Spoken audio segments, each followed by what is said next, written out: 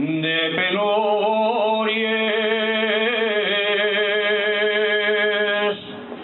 en su amarga vida al fin va cargado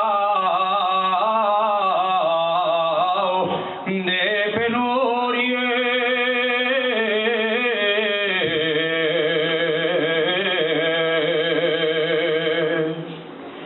de penurias.